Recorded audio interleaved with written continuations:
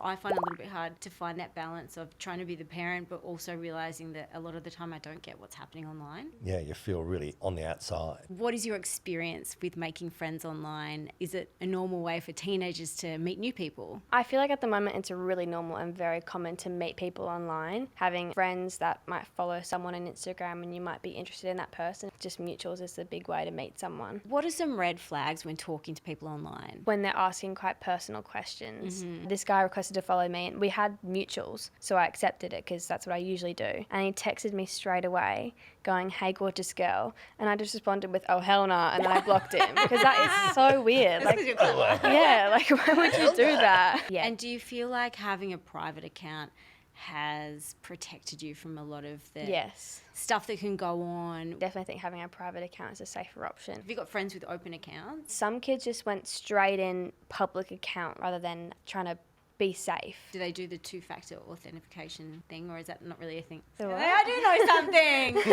I know something. Bring it on down. So you can just switch on two-factor authentication. Okay, yeah, another one. And then if someone's trying to get into my Instagram, I'll get notified, and then I can just go in and change my password. I'll straight do away. that. Yeah. I did not know about that. Do you find it hard? Because I find it a little bit hard to find that balance of trying to be the parent, but also realizing that a lot of the time I don't get what's happening online. Absolutely. Yeah, you feel really on the outside. And the more I've got to know about how Instagram works and the more faith I have in this person, I'll trust her judgment on all of it. She's more informed than I am and she's over the platform more than I am. It's really difficult. As much as the kid doesn't want to have the conversation, you don't really want to have the conversation. So true. You're like, I just want to put my head in the Just go, sand. oh, man. A lot of friends that I have, a lot of their parents would rather be the friend than be the bad guy, like when it comes to keeping their child private and protected.